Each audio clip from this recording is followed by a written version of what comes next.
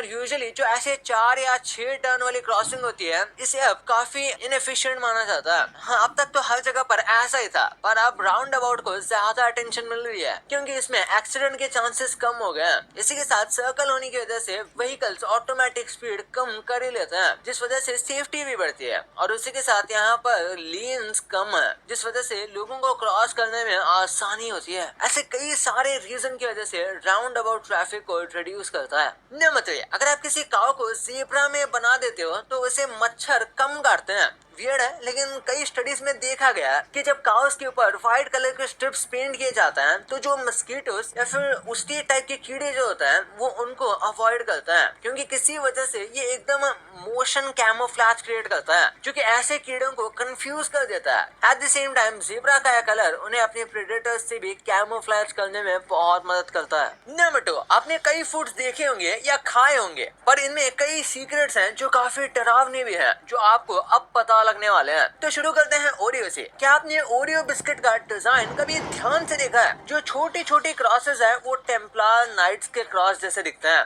और बीच का सिंबल वो क्रॉस ऑफ लोरेन लगता है। ये दोनों ही एंशिएंट सीक्रेट सोसाइटी से जुड़े हैं। कोइंसिडेंस है या कुछ और ये कंफर्म नहीं है, पर कई लोग कहते हैं कि डिजाइन यही से देख कर लिया गया है। फिर चीज की बात करें तो स्विस चीज पर आपने ये होल्स कई बार देखे होंगे, जैसे कार्टून्स में या कई इमेजेस में, पर एक्चुअली में ये होल्स के पीछे एक साइंटिफिक कहानी है। पुराने टाइम में दूध में जो थोड़ा हे और घास का डस्ट रह जाता था उसे बैक्टीरिया कार्बन डाइऑक्साइड बनाते थे और वही बबल्स चीज में होल बनाते थे। आजकल मिल्क इतना क्लीन हो गया है कि ये होल्स नेचुरली नहीं बनते, इसलिए कुछ डेयरीज जानबूझ के हे डस्ट डालती हैं। फिर आपको डोमिनोज का 30 मिनट्स और फ्री वाला एड याद है? मार्केटिंग के लिए बवाल आइडिया था, पर असली दुनिया में ड्राइवर्स को इतना प्रेशर होता था कि लेट होने पे उनके पैसे कट होते थे, इसलिए स्पीड में चलाते और एक्सीडेंट्स हो जाते। सेफ्टी के चक्कर में फाइनली ये पॉलिसी काफी जगह से हटा दी गई और अब स्टारबक्स 300-400 रुपए की कॉफी मिलती है यहाँ, लेकिन उसका एक्चुअल कॉस्ट सिर्फ 30 से 40 रुपए होता है।